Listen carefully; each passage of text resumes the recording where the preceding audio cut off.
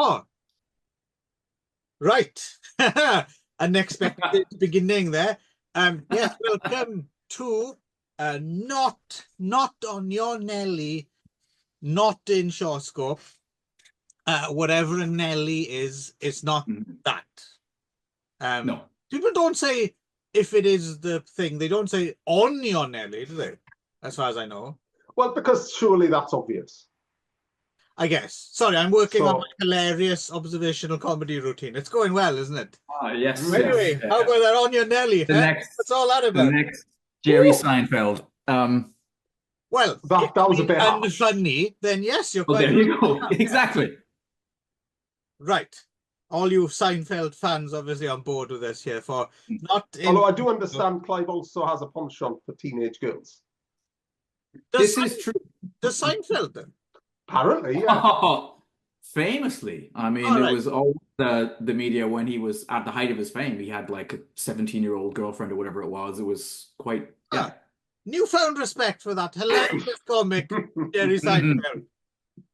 So anyway, here we are, off to the races, not in ShawScope, and yeah, we were talking Justice Bao, right? Ching Mao in blackface and all that. See previous episode for details, because I can't be bothered and I don't remember all the details now. But suffice to say, Justice Bao is seems to be a beloved character. They've gone back to the well several times for it, so we thought, why not take a couple of episodes of Not in ShawScope to have a look at some more examples of Justice Bao on screen. Well, this is also there's also kind of a subgenre within the Justice Bao that we've discovered as well now, isn't it? Which is the cat versus rat subgenre, isn't it? Yes, sorry, yes, you're quite right. Yeah. I was forgetting. Yes, specifically, so these are versions of the seven things and 5 gallants. That's the one. 7 heroes and 5 gallants. Yeah. And so these are all well, I don't know if they are, but we watched. No, I don't think Hail the Judges, is it? Yeah, Hail the Judges is just Bao, but it's not. Oh, yeah, it's not rat versus cat. Basically, we there's a lot of this is because we don't know, and we go by what things certain sources tell us, and sometimes we get it wrong. We've done it before, right? We've watched hopping vampire films that aren't really hopping vampire films. Or in the case of this time, we watched a hopping vampire film that we didn't watch when we watched all the hopping vampires. No, Nick, you're quite wrong. Oh, really? That's a blood-absorbing corpse. Nick, do you know the difference? Yeah, between a blood-absorbing corpse and a hopping vampire. Hopping vampire, yes. Yeah.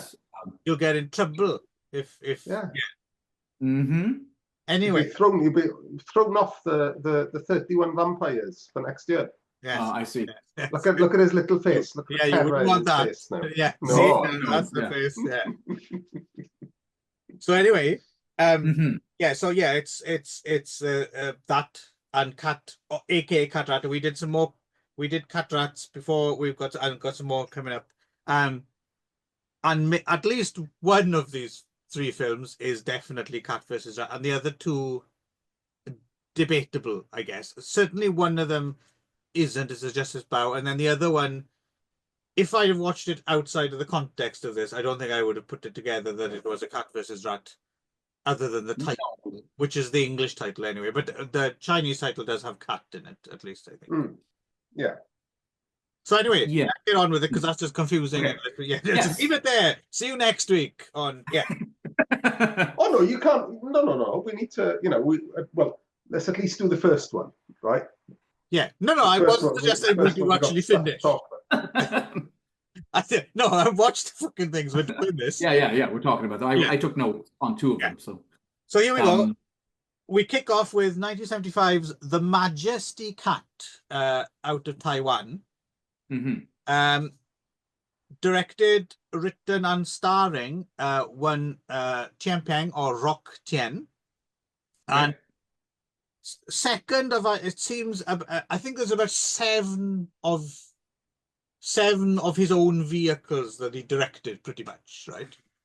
This is the second one after the Notorious Bandit, aka Hands of Death, aka the Tong Father, which is a basher, which I seem to remember being Decent. right. Yeah. Mhm. Yeah.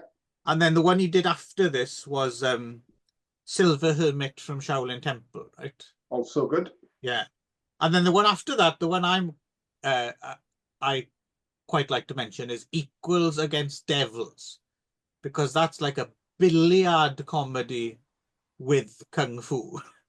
I've never seen that film, Odd and little it's film. shot up the list. Yeah. So it's about the snooker, is it? It is about the About the snooker. snooker. Yeah. The Yes. You snooker. could put on Oh, a very good. double bill with, I tell you another film I watched not that long ago, and I was quite surprised how good it is. Have you ever seen Billy the Kid versus the Green Bay's Vampire? No. This is like an Alan Clark musical from the 80s, starring what's his name? From Quadrophenia, Phil Daniels. Hmm. Yeah, so it's a and Hugh, what's his there's that, well, is his name Hugh Armstrong, that actor with like the pock-marked face and curly hair. He's in loads of British films. Forget his name now. And he plays like an actual vampire that plays snooker. It's very strange, strange film. It's kind of. I remember seeing the title kicking around, but I don't think I've ever. Yeah, it's quite looked into what it is. It sounded a bit arty, I think. Yeah, it is. When I've seen it on lists, it just sounded like, a sub Derek Jarman wank fest. No, So it's worth a look. It's kind of quite good fun. Okay. Yeah. Anyway, you can double bill with Equals Against Dev. I'd even watch it with you, Darren, if you so desired. Well, Did Hurricane Higgins ever roundhouse kick Steve Davis? Was there ever any actual? no, it was what's his name? Shit. Damn it. Damn it. Virgo. What's his name? Virgo. John Virgo? Jim Davidson one. Him. Yeah, I think it's John Virgo. What's the Jim Davidson connection? He used to be on that show with him, didn't he? Oh, Big Break, I believe That's you're the one. referring to. Oh, That's right. it. Yeah. Is that the one that had the theme tune? It's only a game. Was that Big Break? I don't remember what the theme tune was, but I remember it being very, very bad, and on a par with anything that Dennis Waterman had. Right, like a sub kind of Chaz and Dave kind of theme tune. Yeah. It's that sort of thing. Yeah. Yeah. You guys do know that Steve Davis is famous for having brought French progressive rock band Magma to England. I think the only time they ever toured there. Oh, is that right? Was for some reason because Steve Davis was a massive Magma fan. Wow. And brought them over on their only ever shows they ever did in England. Oh, I like that fact. Yeah, It's pretty good. Oh, I'm going to be using that. Steve Davis is a massive Magma fan. Magma. Wow. Yes. And Clive Davis is a massive Smegma fan. There we go. Aren't we all, Clive? Yes, I'm bringing them over for the tour. Okay, so yes, Majesty Cat, Taiwan. Yeah. Yes. So is this a cat versus is the Rock 10 character? So should point out as well more about Rock 10. He was in the 18 Bronze Men the same year as this. Yeah. Interesting. And I forget as well, he's also in A Touch of Zen, right? Yeah. And he's very much in King Who's Stable at the start, isn't he? yeah, and one of the people who did I was surprised. So one of the people who did choreography for A Touch of Zen is one of the people who did the choreography for this as well. Yeah. Pam Yao Kun, isn't it? Yeah, and he's the guy who plays the little creepy looking fellow with the pointy teeth who knows everyone. Yeah. Because as soon as he popped up on the screen, I was like, oh, what a horrible looking little man he was. And then discover he's credited as executive director, or one of the executive directors, whatever that means, of the Joseph Kuo film Swordsman of All Swordsmen as well. Okay. So there might be a lot more to this fellow's bow to just very creepy looking, because he is very creepy looking in this film. Yeah. Well, and that's the other thing is that it's I know it's early days, right? But there's quite a lot of talent in here. There's a lot of Taiwan, very specifically Taiwan talent in here. Yes. Like top of the tree Taiwan talent.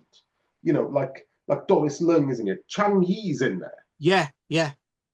But we're getting ahead of ourselves a little bit. But Sorry, yeah. Yes. But yeah, Clive, in answer to your question, I think it is. I think that, well, first of all, the hero of the film is Chan Zhao. Yes. Yeah, it's basically the same. And I'm pretty sure that at the beginning, the guy who rips off the jade, whatever, is supposed to be the brocaded rat. He just gets killed really fast by his boss, who's kind of turns out who's the main villain. Yeah, right. He's like a villain guy. Good villain. I like him. He's got a villain's face, isn't he? Yeah. Well, because he's the one out of Come Drink With Me, isn't he? Yeah, he's in a lot of Shaw stuff. He's the jade-faced killer, isn't he? But yeah, no, you're quite right. You're quite right. Like, it is. I suppose it's not so much. Obviously, the characters and the swordsman in white character, as played by who played that? Tien something again. What's his name? Ho Tien Ho. Yeah. That's the one, and someone I wasn't familiar with. But yeah, I guess that's the. I thought that might be the rat-like character, and later on, there's clearly the 5 gallants, but they're not called that here. They're called something else. 5 superior persons, I think they're called. Yes. They turn up. So they're there, but what I mean is the story structure was not. Oh yeah, no. It was totally different, right? But then again, I suppose it is with the last film we're going to talk about as well. So it's interesting to consider, because that's why we're here, right? To think about the different variations. It's interesting that this seems quite a malleable concept, right? As long as you have your cat, you have your rat, and you have your 5 superior persons, it seems like you can do whatever the fuck you like.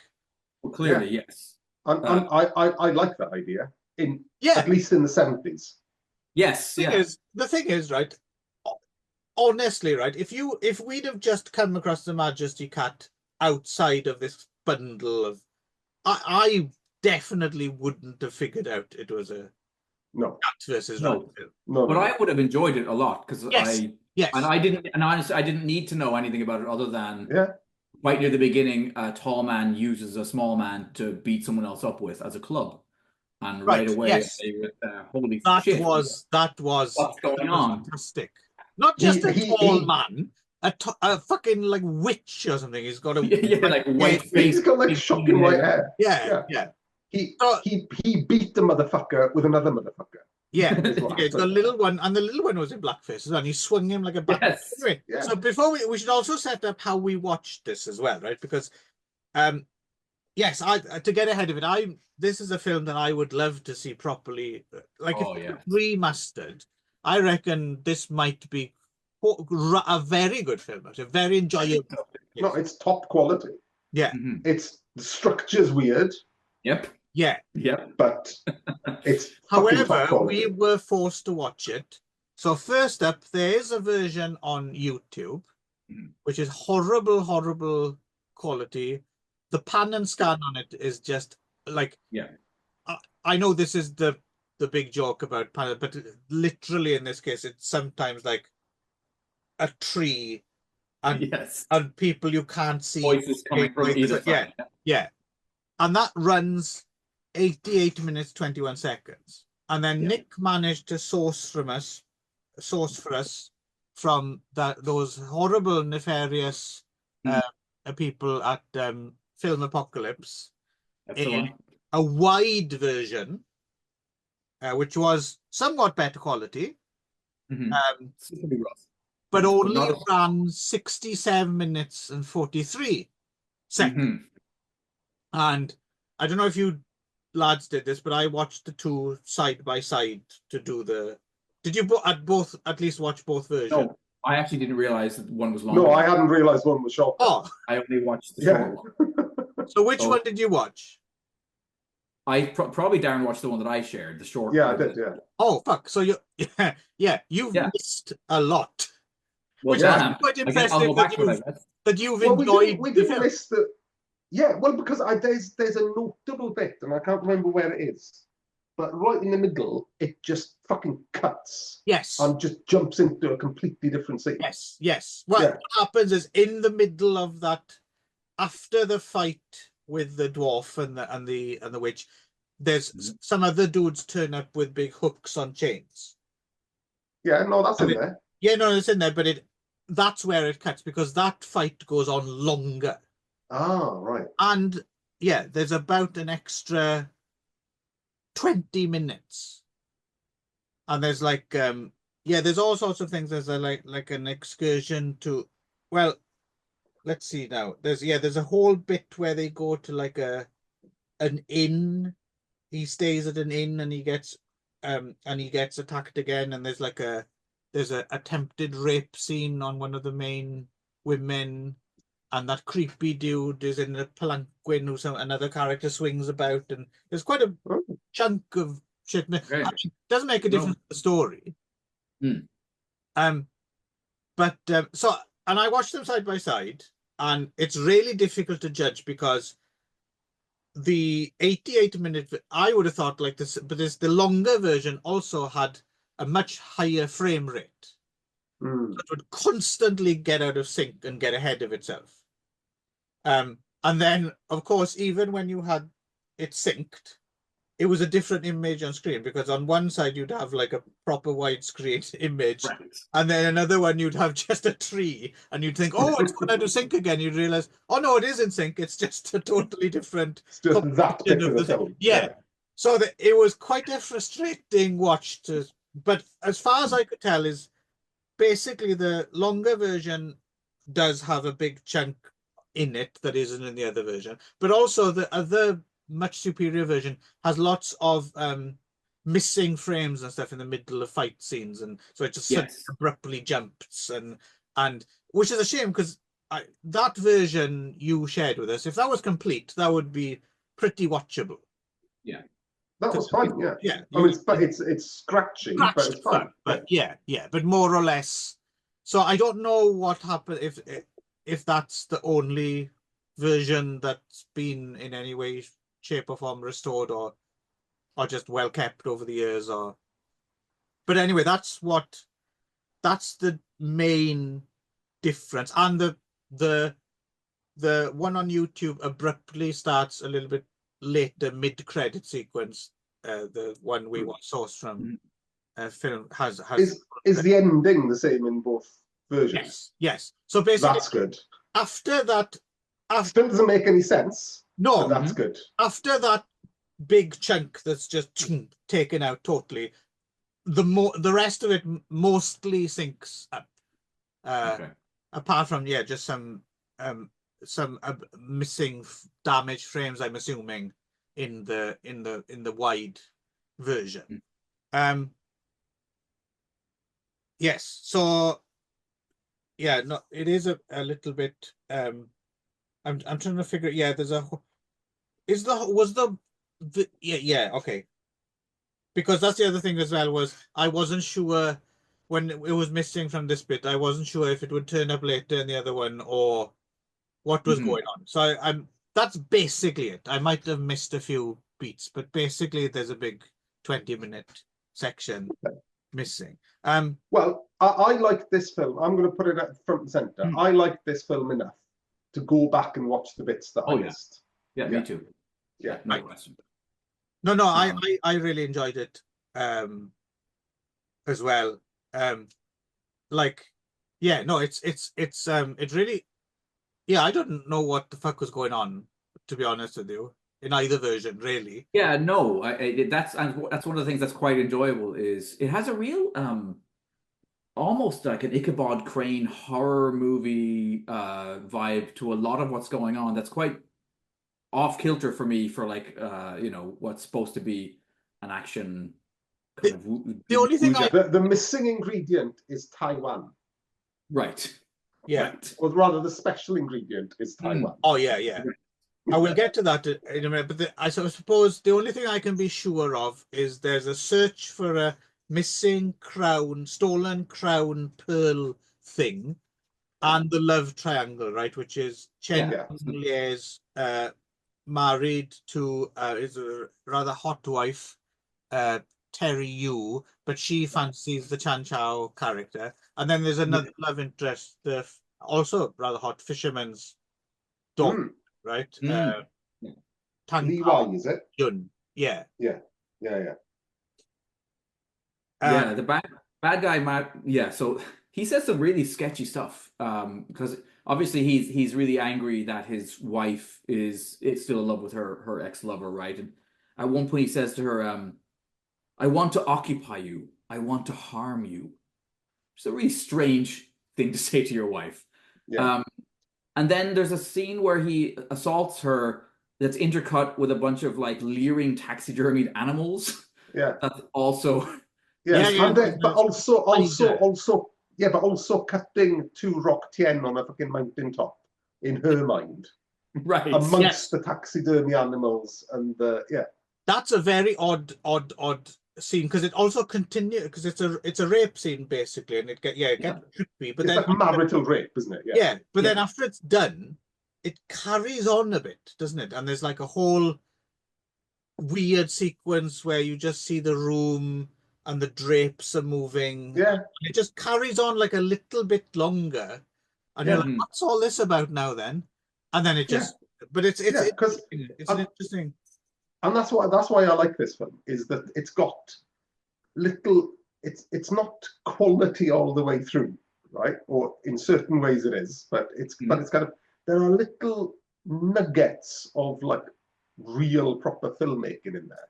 Yes, actually, there's a lot of nice scenes of, again, like they'll show a bird in a cage, and then and she'll be in the background, and it's heavy-handed, but it works. It's like, she's a prisoner in this gilded, cage. So also, the bad guy has a sister too, who's kind of she's a piece of work as well, right? At one point, that's the swordswoman who turns up in the bathhouse, right? Yes, yeah. The bathhouse scene's amazing. They walk in as all these kind of like dudes slapping themselves nakedly together in the bathhouse. I forgot to write down his name, but that's he's always a cheerful fat dude. Doesn't he remind you, Darren, of he's dead now, but the bloke who used to host Bonkers?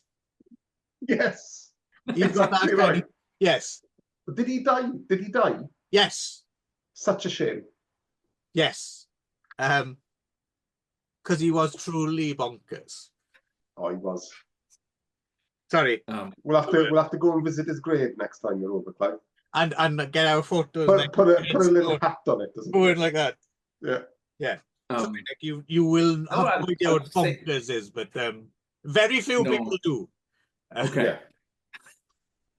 Do you want to elucidate at all?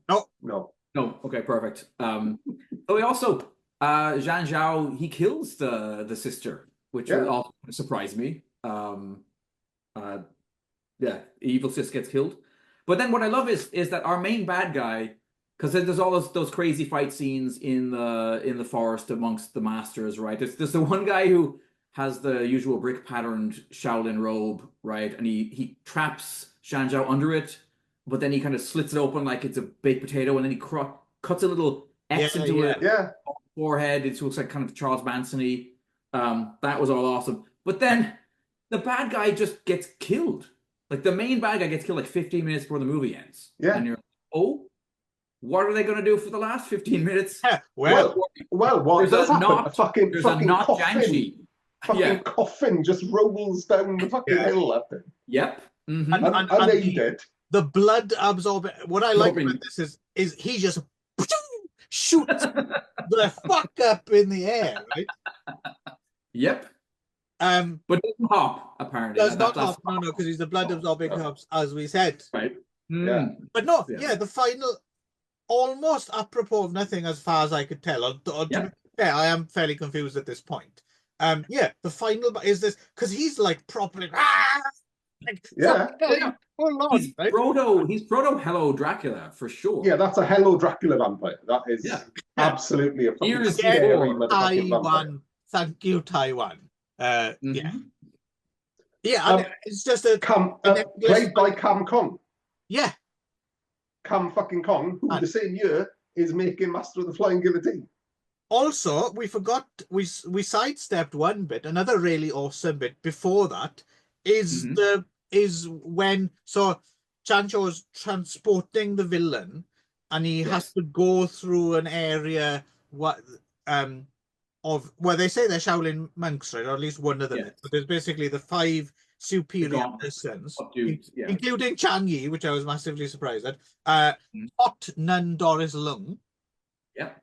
And that dude with the symbols, and they've all got like different weapons and stuff. And it's really good. It's a really good sequence. And where have we heard the music before? You know, like every time he defeats someone, da, da, da, da, da, every time he defeats someone, there's that da, da, da, music. And we've heard that's definitely stolen from something. From a Shaw film or something. But it's always that triumphant. Right. It's 18 Bronze Men, I think, isn't it? Every time they pass like there's that I think it might be 18 Bronze Men. Might be. Yeah, it could be. But anyways, it's always nice to hear. Like I never tire of hearing that triumphant music. I do have a question. So the nun, what the fuck is she using to fight? Like it looks like a clam on the end. It's like a grabby thing, isn't it? Like a wooden, right? Yes. Yeah. It's like a Pac-Man on a chain, isn't it? Yeah, that's cool. There's a lot of cool things on chains in this film. And then the symbols, like the symbols are awesome. Was that like Keith Moon's Flying Guillotine or something like that? Was But also, it's like whenever they're flying around, there's some man in a fucking recording studio literally banging some symbols. And it's really fucking distracting. John Bonham, please. John Bonham's flying. All right, John Bonham's flying. But at some point he's even flying on them, right? When he pulls them back from the tree, he's surfing. All that stuff's fantastic. And in the middle, you've got the flute man. Yes. He's got his flute is a blue dart shooting glow, whatever the fuck that is. And the monk. I do have to mention the so when the vampire the blood absorbing corpse shows up, there's an astonishing scene where there's like it's full on Rambo where they've bent back this piece of bamboo with these spikes on it. And it whacks him and he goes swinging up into the air. And it looks like that's really a human being that's been like it's I don't know. It's different, but it's certainly done well enough that it sells. Yeah, like it's as is the mad scene where they're fighting on the top of that cliff, and then the camera pulls away, and it really looks like they're on top of there was a man. Volcanic area with sulfur explosions, and it's great. And the only misstep in that scene, because the only misstep that's a bit silly is because they pull the same trick twice. Is after they've swinging up in the tree and they look back and he suddenly disappeared. Oh yes. And they're taking a break and like they literally say, I wonder where he is now. And there's a big bundle of straw behind them. And the thing is, they've already done this trick like a few scenes earlier, and he kind of and it's very funny. But no, that sequence is just it's awesome. It's just it's that perfect mix of, on the one hand, it's a little bit almost laughable, but because that vampire is such a fucking threat, it's also like quite pulsating and exciting and fucking hell, I'm going to get rid of this. And there's fucking lava. Yes. But we're going to have to spoil the end, I think. Sure. Yeah. Well, they win. No. But what I mean is that there isn't an end. Well, this film doesn't really have an end, does it? Yeah, they chuck him over and then they walk up a hill. Oh, that's it. Yeah. What more do you want? But they killed. None of it's explained. None of it's resolved. No. And they killed the main villain like 15 minutes before. Yeah. Well, the vampire did, right? The vampire shows up and kills the guy that was the villain for the first. Halfway through the film, I was so confused as to what was going on anyway. Plus, I was trying to juggle these alternative versions. I didn't really give a shit about the story. But the spectacle is, honestly, if someone were to release this, I don't know if it would ever happen, but if this came out nicely mastered, maybe a bit of context like a booklet or something to explain what the story was. Oh yeah, I put my money. Seriously, 1975 Taiwan, and we've talked about this before as well, like how even back mid to late 60s, Taiwan so ahead of the game in terms of wuxia stuff, right? Yeah. And the choreography is really interesting as well, because it's kind of, it's somewhere between basher and shapes, isn't it? Yeah, but it's got that wuxia thing going on as well. So it's not even shapes. It's wuxia. They're flying around on wires. They're in the treetops. And it's all top notch. It's really well. Much very ahead of the game. You can tell they'd already been at this for a good decade. So and that's kind of what we want to see, is like, forget King Hu. We want to see some fantasy stuff from Taiwan from the late 60s, early 70s. That's, to me, that seems like the fucking sweet spot. That this is, which is where this is kind of trickling down from, you know, and we haven't got there. They just didn't look after their stuff. This was something when Huang Zhangli was over here and Toby, there was a couple of people from Taiwan as well doing a documentary about Toby, and I was talking to them briefly, and especially one of them, this woman who was directing the documentary, I think, was like, she was Taiwanese, and she was furious whenever we raised the subject of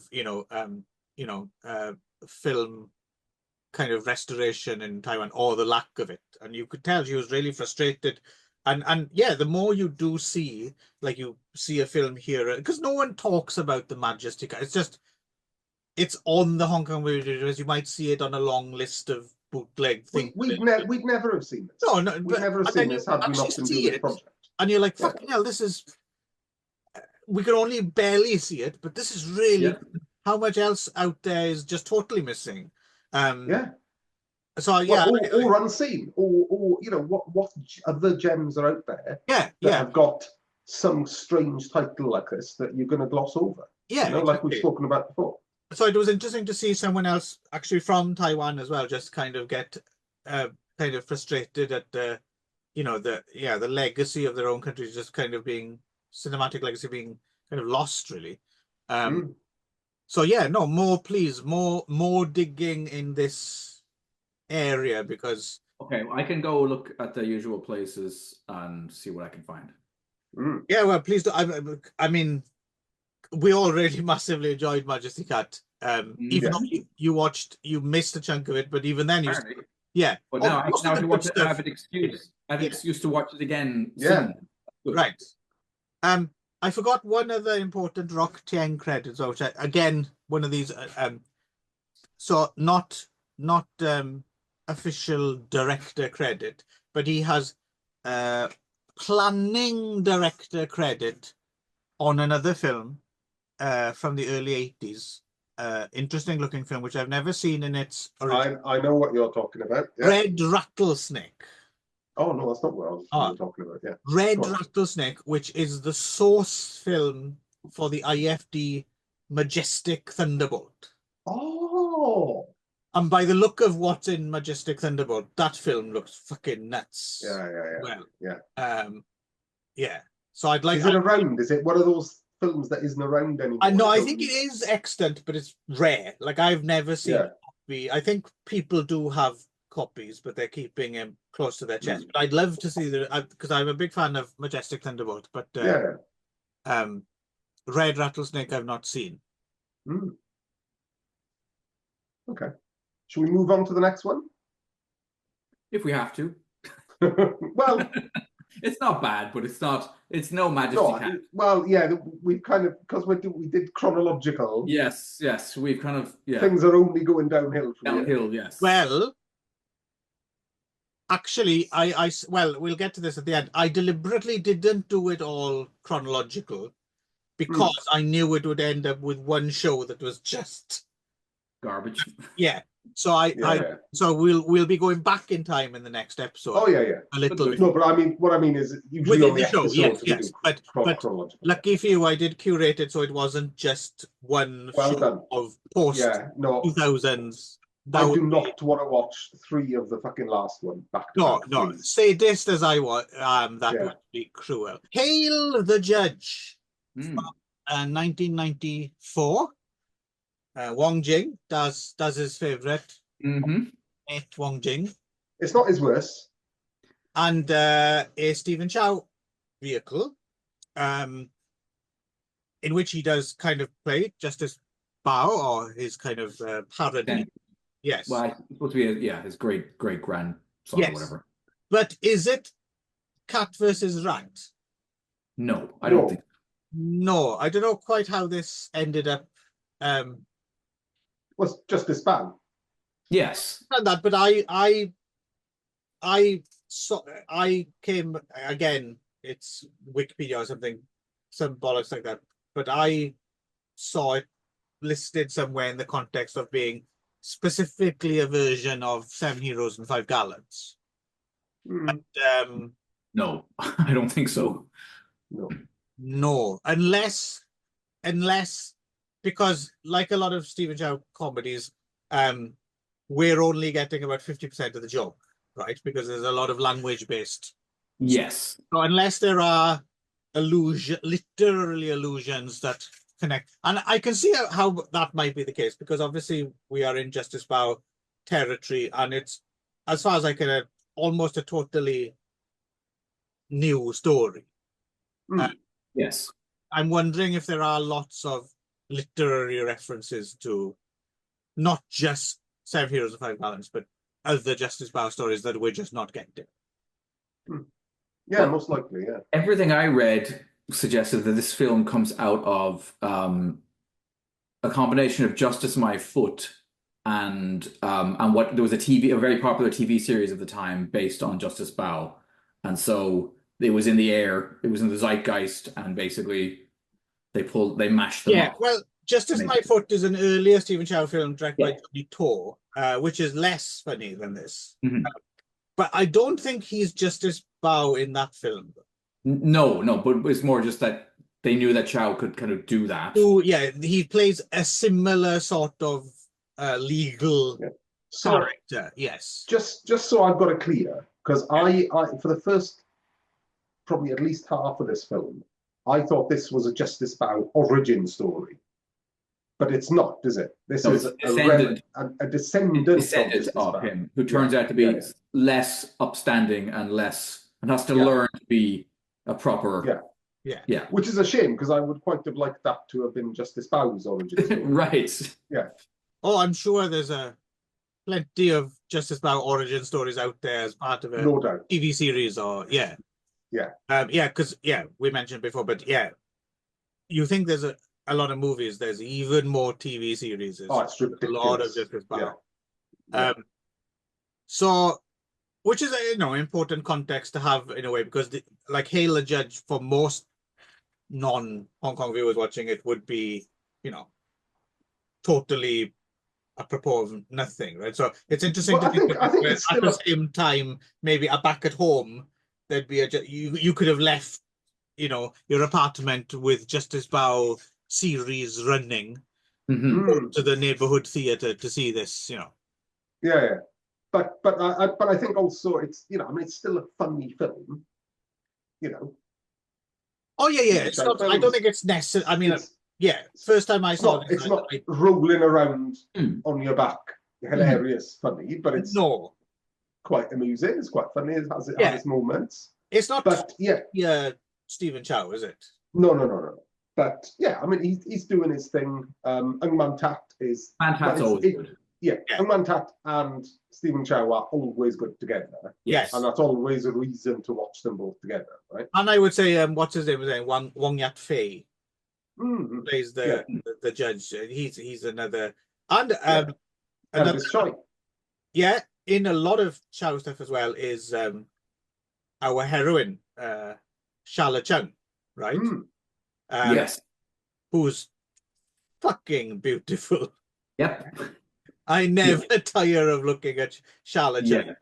She's ridiculously gorgeous. She kind of grows on you as well, I think, the more and it clearly was a bit of a muse for Stephen Chow, right? Because she's a really, it's good as well. Not to downgrade, not just that she's stunningly beautiful, but I think she gets the Stephen Chow thing as well, right? Like, but she knows not to tongue-in-cheek play. Like, she knows how to play it. She's always playing it straight, isn't she? But So, clearly can tell she's in on the joke, and she thinks it's funny, right? So yeah, no,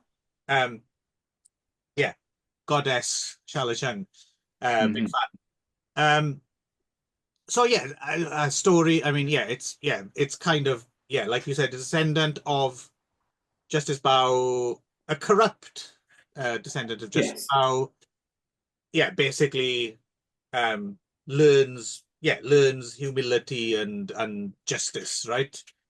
And also how to argue a case, because he's clearly not particularly good at that. And so, I mean, the big gag being that he learns from basically having to work in a brothel where the main brothel lady or whatever, the madam has a particular foul mouth. Kingdom Yun. Of countless softcore films and large breast fame, right? Also a very funny. Hilarious. He's very good. And that's kind of, you kind of see, you can see kind of the germ of like Shaolin soccer and Kung Fu hustle in this kind of, in these, not necessarily the nuts and bolts of it, but the performances. In the brothel duels that he has. Ku Feng turns up as well. Ku Feng, Navy commander himself. Christy Chung, who in maybe my favorite overall Stephen Chow film, Love on Delivery. Which is, I find that film to be hysterically funny. That I like that, and Mad Monk and Shaolin Soccer, and a lot more than Hail the Judge. But Hail the Judge is not bad. I got enough laughs out of it.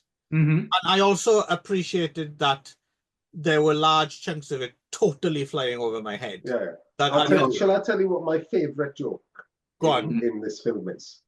It's where so Charlotte Chung's character is the wife of this like really wheezy consumptive dude. Yes. And the consumptive, and Stephen Chow ends up getting invited to their wedding somehow, and he ends up in a photograph with having a photograph taken. Actually, that was the fucking clue, wasn't it? Justice Bao wouldn't have had photographs anyway. He ends up being in the photograph, and he starts. To be fair, though, I think anachronisms are part of the. That's fine. Yeah. And the consumptive bloke ends up coughing over Stephen Chow's shoulder, and then a bit of gut drops out onto his shoulder, and then Stephen Chow says, "Fucking hell, that's some cough you got. You coughed in your lung up." And he says, "No, that's not a lung, that's your liver. Fucking hell, that's a proper cough, isn't it?" And then he makes Ng Man Tat eat it. Yes. Yeah. Fair play. Ng Man Tat seemed to have been up for almost everything being shoved in his gob. And he was eating that liver. There's no He's so funny just to look at. The shame there was no scene of him running around in a diaper in this one. But they did. But he did have blackface on, to be fair. Yeah. He did. Yes. And that's the other thing, isn't it? Is that we've got the context on this, right? So Ng Man Tat turning up halfway through the film and then remaining in blackface and then remaining in blackface for the whole rest of the film with no fucking context. We get that joke. Yes. Right. Had we come, have you seen it before, or had we come into it sort of anew without knowing this about malarkey? We wouldn't have got that. Yeah, that's right. If we'd have just come into this as three floundering pale faces, as opposed to the learned experts on Chinese culture and history, as we are, of course. I also quite like Lawrence. I wonder who the real cannibals are. Lawrence Ng, however you say it. How do you pronounce NG as a last name? I say Ng, but I think some people go Eng. Eng, okay. I say he's really good too. I say it's pronounced Ng. Sorry, it's spelled Ng, but it's pronounced throat wobbler mangrove, indeed. So yeah, he plays the other lawyer, and he's quite good. Yeah. Oh, he's great. Yeah. Yeah. And then Elvis is in this film too. It's always good to see. Yeah, he's always good, right? I mean, what the fuck? Yeah. He's got a good uniform, and he's got a good beard going on as Elvis. It's interesting. You see him even in the early 80s, like Bewitched. Like, he's got such a commanding screen presence, doesn't he, Elvis? He just comes on and he just fucking owns everything. Dominates. He's just like big, isn't he? Like Elvis. I'll tell you what he's like. Funny enough, from the last film, Elvis Choi is a bit like the 80s and 90s Cam Kong. He's like a big lummox. He'd have been a perfect if they ever did remake Mass of the Flying Guillotine. It'd have been perfect blind monk. Yeah, because he's just fucking big, isn't he? Yeah, and so just like a unit. Could he have also played Blackadder's dad in the first season of Blackadder? Could he have been instead of Brian Blessed? Yes, instead of Brian Blessed. Yeah.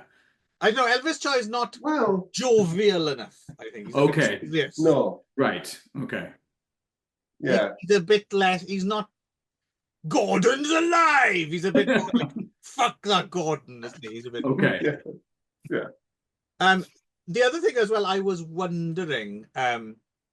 There's a jarringly violent sequence where Charlotte Chung's like beaten half to fucking death, and you wonder how she survived. Is this Wong Jing parodying his own Chinese chamber torture story? I wondered. That's a good point. I wondered. Well, because also it's like because there's that horrible bit, isn't it, where she's beaten and they beat them on the arse with those big sticks, and her arse is all bloody. It's proper gore, isn't it? Yeah. Yeah, and it's just Yeah, I assumed it was kind of just a nod to the adulteress and all of that history of. I think so. Yeah, it's good. But also if we go back to the 60s and the Justice Bow tradition, then all this torture malarkey's baked into that from the start. So other gags I quite liked as well. There was one quite funny gag. I always think most of the best, my favorite Stephen Chow gags always turn up in his montages, oddly enough. But there's one particularly good one where he's learning to do different things and he's not very good. There's like one when he's sword. Oh, the sword swallow. But the best one is when he's having like a competition, like throwing knife throw. Yes. And the person he's been throwing is just dead with daggers. That was quite funny. Well, actually, with a sword swallow, that was the funny one from that montage because I quite liked it because he's in a circus basically, isn't he? He's learning how to throw knives and swallow swords, and he swallows this sword, and then he turns around and it's the point of it sticking out of his ass. No, that's at the end. Yeah, no, the one in the montage one is quite funny because there's someone else doing it, and they're an expert, and then he's doing it, and everyone's like, no, don't, and it turns out he's just got the handle. Next, but it's quite funny. The other Chow is this is an odd one. The more Stephen Chow films I realize, I reckon this seems to be a fetish of his. Is at some point a kid spits copiously in his face. There's a lot of spit in Stephen Chow films. There's that whole sequence in Fist of Fury 1991 where it's like a heroic bloodshed shootout. But instead, they don't have guns, so they're just spitting at each other. He's something about spit with Maybe it's like Tarantino on his feet, isn't it? Yeah. And there's a last-minute syphilis gag. And underpants sniffing. That was quite funny. I enjoyed that. I mean, it's like I said, it's not top tier Stephen Chow, and it's not nowhere near the work. You know, some things are just they don't work right that he's done. But no, I quite enjoyed Hail the Judge. I'd seen it before, and I quite enjoyed it again. I could watch it again. I think because I feel as if I'd probably get more out of it each time as well, just in terms of the first time I saw this, I probably wouldn't have understood why my dad was in blackface, and now I have a context for it. It doesn't really make it any funnier, but it's just you realize that this shit isn't just random, right? Right. Apart from when it is. Yes. Yeah. And Charla is very easy on the eyes. So yes, yeah. I mean, yeah. I think we're all obviously big fans. She certainly plays in distress very very fetchingly. Yes. Yeah, I didn't realize I like them pale with chapped lips, but apparently that. But apparently, who knew that was a thing for me also? Worryingly. Yeah. You're not laughing, you're learning. There we go. Right. However, we weren't laughing. No. Anymore. No. Obviously, right. Okay, so it's all right. Look, yeah. I was about to say, let's not overstate it. It's not the worst fucking thing, unless someone has a case for that. Yes, we will listen. I mean, no. Don't go and watch it. You know, you shouldn't watch it. You know, viewers, please don't go and watch this film.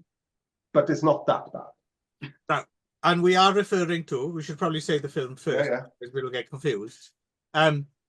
Sleek Rat and Royal Cat. Although I will say I prefer the other English translation, which is Brocade Mouse Royal Cat 9 Deep Blood Wolf. Yes. Yeah, I prefer that one. Yes, and especially because I'm not quite sure if there is any punctuation or a colon or I'm not sure where they're supposed to be. Yes. I'm thinking maybe the ghost of William S. Burroughs came up with a cut-up session. The title of this one. Yeah. And you both are quite lucky as well, because I thought originally on the docket was to do Brocade Mouse Royal Cat 9 Deep Blood Wolf, because I thought that was a sequel to Sleek Rat and Royal Cat. They are one and the same. Yes. So you nearly made us watch this motherfucker twice. Twice, yes. We don't speak. Our next show is only 2 films now. Oh, okay. Unless I dig up something else. Well, we must remember that we did start as double bills. The intent was always double bills. Double bills. Remember. Yeah. Because there's the other series as well. There's around the same time. There's the Legend of Detective Sleek Cat, which is a 6-part series like this, mainland Chinese, from 2019 onwards. But I've seen the first of them, and I'm not watching any more of them. And I'm not going to make you watch them. And make me watch it twice. So, but I'm not wrong in thinking that this thing is very clearly spends the last 5 minutes attempting to set up a sequel. Yeah, this seems like a series of films, doesn't it? Yeah, it really feels like they're going hard on, because it feels like the movie has ended, and then I'm like, why am I still watching? What is all this shit? Yeah. And yeah, it's like that. It's like that bit at the end of, is it Rocky 2 or Rocky, where Apollo Creed and Rocky get in the ring, and then the next film tells you who won, except it doesn't, and they train each other and they win. Right. And then Apollo Creed gets killed by Dolph Lundgren. And there's a picture of them having a fight. But it's all done in the service of the sequel. Apollo Creed doesn't get killed until the 4th film. No, that's right. Yes. Yeah. Yes, just like that. But nonetheless, it's all done in service of a sequel. Yes. Right. I'm trying to think if there's any other example, but never mind. So I see what happened there was I knew I had a bad analogy. And you refused to let it go. Yeah. But you decided to ride that thing into the sunset. Yes. The longer you know, Darren, you find this is a common trick. His favourite film series, after all, is No Retreat, No Surrender. We've actually just recently done a show on, by the way. That's coming soon. Oh, have you? Nice. Near you. Yeah, we did all 5 of them. Fair play.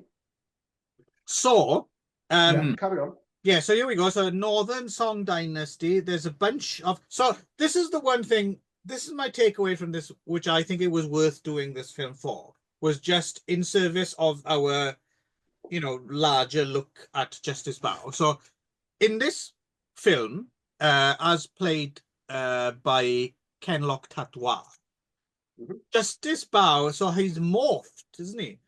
Because now front and center is our young, hip, handsome cat versus rat. Cat and rat. Yes. Yeah, and he's like a doddering deaf man. Yeah, Justice Bao is now a comically deaf. Mr. Magoo. He's Mr. Magoo of the Chinese court. Of the years. He's got Mr. Magoo of the years. Yes. Chewing gum for the eyes, Ted. No thanks.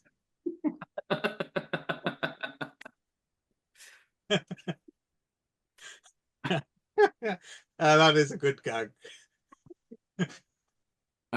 Anyway, yes. So yeah, he's for most of the running time, he does kind of get his hearing back. He gets a good knock in the head about 15 minutes before the end and becomes the Justice Bao we expect him to be. Yeah, but it's interesting that at this point, it's kind of like if they'd have done a Sherlock Holmes film where, what are they called, the Bow Street Runners or whatever, were now played by Channing Tatum and what's his name, Chris Evans or something, and Leslie Nielsen. Leslie Nielsen, Return from the Grave, Mr. Magoo of the years again, was the doddering old Sherlock Holmes. Or it kind of like that film Will Ferrell made with. Oh yes. Oh fuck. Yes, John C. Yeah, but I don't think I don't think they front and center young actors. I think it's just them being twats, isn't it? Yes. A waste of John C. Reilly, as far as I can. Yeah. I do actually find Will Ferrell funny. I know this be an unpopular view. I think in certain certain doses and in certain situations. Yeah. When I see him in his grave, I shall laugh heartily. So our main, there's a bunch of murders, and so just it's He Ming Ha, who is Cat, and Andrew Hong, known for his poor personal hygiene standards, is Rat. Yeah. He's an Australian, born American living in Hong Kong, apparently. Is he? Yeah. Okay. All right. And so they're kind of rivals, and they're also rivals in love, right? Because there's Mirezai as some sword fighting bird who falls for Cat, and Rat is quite into. So there's a bit of that going on at the same time. And they saw murders. There is a scene, at some one, because there's the whole cat and mouse taunting shit that is in all of these films, right? But this one really takes it to the next level, where there's a part where the rat has like a cat toy that he literally annoys the royal cat with, like, so he's batting at it. It was like, wow. Okay. Now, the villains of this piece are kind of quite. It's like a clan of fucking flying werewolves or something, right? Yeah, that was unexpected. That was quite potentially good. Yeah, it was cooler at the when it turned out to. I liked that there was a supernatural element in it at the start. Yeah, I liked it less that there wasn't one at the end. Yeah, agreed. Yeah, and I also like it's mainland China, right? So you have to have a. Yeah. Right. Yeah. And also, I quite like the Scooby-Doo moment where exactly. Scooby-Doo must be massive in fucking China. Yeah. But it was the West.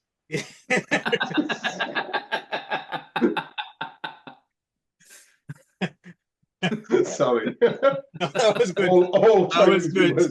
Awesome. And it was, yeah, most of the time. Yeah, no, it's a fair cop.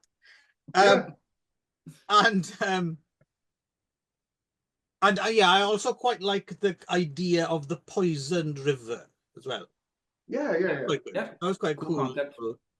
But unfortunately, I mean, it's got little more. But the thing is, it's not for us, is it? This because it's all very. I mean, there's a lot of CGI in this that's particularly risible. Like there's some very cheap and cheesy. I don't mind that so much because I'm half expecting it, I suppose. Okay. It's this kind of thing. It's all about the handsome leads flying around and musical accompaniment that makes sure that you know what's going on. This is a funny scene because or whatever. You know, there's a lot of no danger of not knowing. There's some very cartoony noises actually throughout. Yeah. So it's just it's not designed for the likes of you and me. That's the thing. So that's a really good point, you know, because I was all the while we were thinking about this, we just began talking about this. I was thinking, actually, Clive's completely right.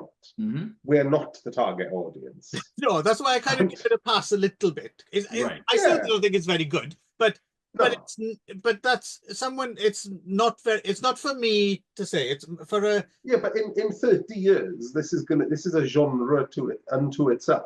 You know, not unlike what we were discussing with the MAJESTIC Act. You know, this is potentially, this is potentially fodder for future generations. Do you remember that? I mean, if you keep an eye on it, which is impossible to do, really, there's a for the past at least 5 years, I would say, there has just been a barrage of these kind of CGI heavy, too long running time, direct to the web. Mostly they seem to. Some of them may play theatrically in mainland China. I don't know. And it's just boom, boom, boom, boom, boom, boom, boom, boom. Like, to keep up with it was just absolutely impossible, right? And they're all set to a sort of template, right?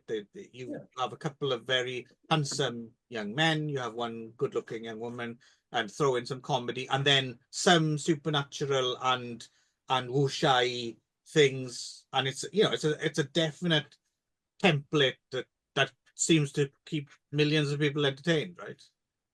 This one does have the rest of the rats too, and they all look like they're the keyboardist for Skinny Puppy.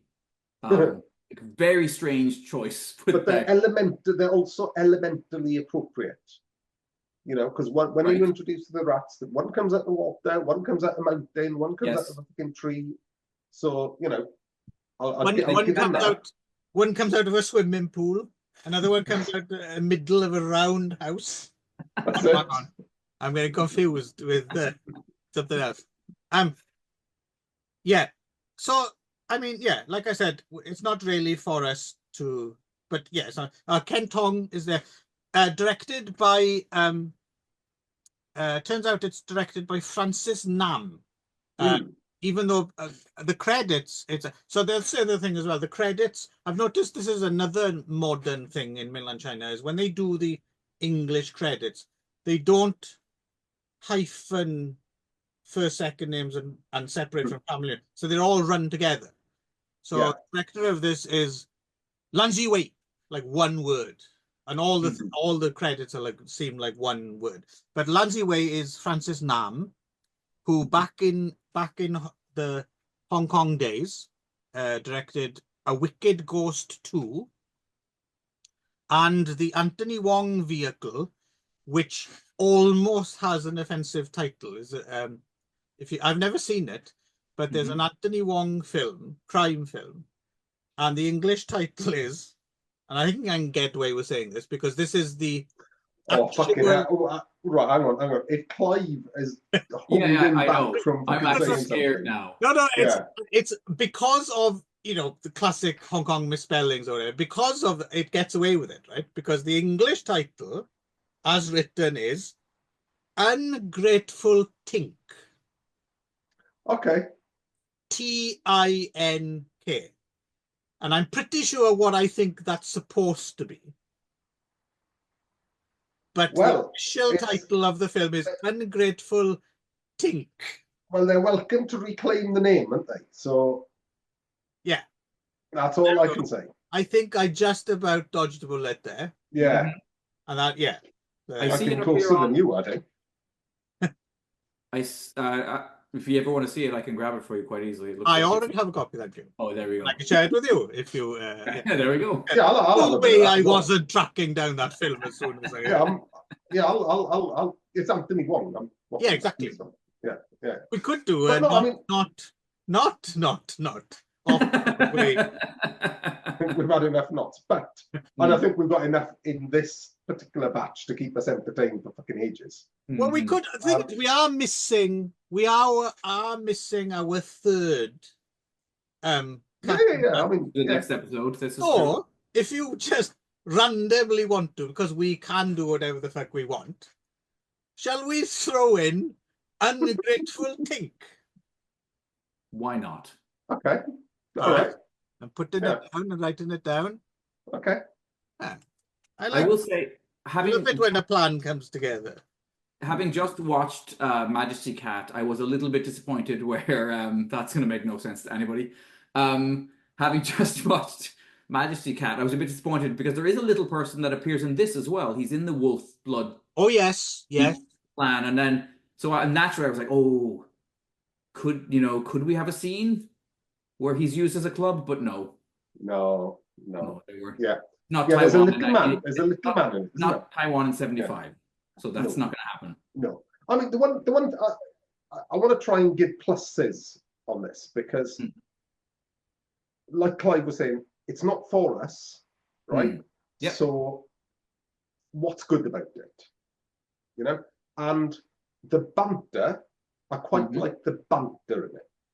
So they are relentlessly, Cat and Rat are relentlessly haranguing and taking the piss out of each other, and mercilessly at the start, and then it turns into a romance, and then at the end they're mates to take the piss out of each other. That's well done. Yeah, and they're not. I have to say they're not super annoying. Like the leads are they're fine. That's what I mean. This kind of thing you could find much worse and much more annoying. Yeah, and it could be fucking great, couldn't it? This is actually quite colourful. Yeah. And I've lost her name, but the love interest does like showing a bit of leg. Mirazai. And I liked seeing the leg that she was showing.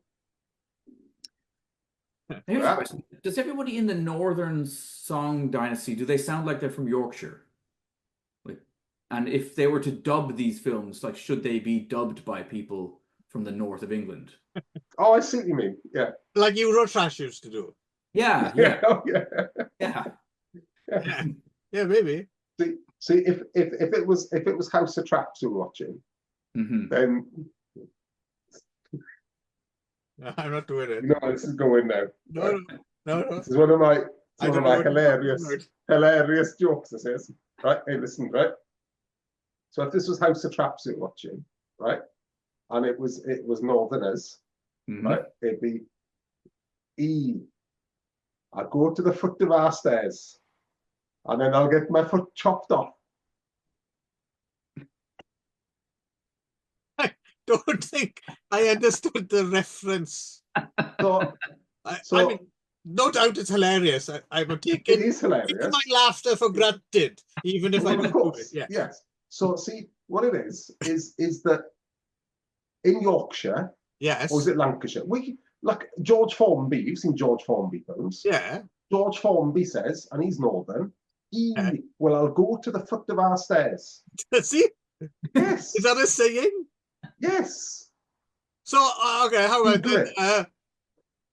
My grandfather. And then he gets his foot chopped off on the stairs. My grandfather's clock was too tall to the shelf, so I cut off my feet on the stairs. Does that work as well? That's a what? My grandfather's clock was too tall for the shelf. Oh, sorry. My grandfather's. Oh, that's it. No, I understand. Tall for the shelf. So I cut my foot off on the stairs, bagum. Mine's much funnier. Well, I'm not even sure if mine's a northern thing. No, well, it's only because you said it in a northern accent that it became such. Right, Nick. Your suggestion, please, for hilarious northern saying. I have no idea. What about Northern Canada or dare you? No, because then we're getting into indigenous territory. I'm not doing any indigenous. Oh, here we are. Canadian accent. Yeah, that's I was at the foot of the stairs. Yeah, no. Right. Is that all right? Yeah, thanks, Little Plum. Yeah. Big laugh at that joke. Right. You know what's the First Nations Council have been on the phone already. Mm-hmm. Yes. And the smoke signals. They don't have. Jesus. All right. You're not allowed in any of the Americas anymore. No. Well, that's all right. Right. All right. So we'd better go. Yes. Until next time, we coming back with more Justice Bao, and maybe and hilarious Anthony Wong, and an ungrateful Tink too. And that too. Yes. See you then.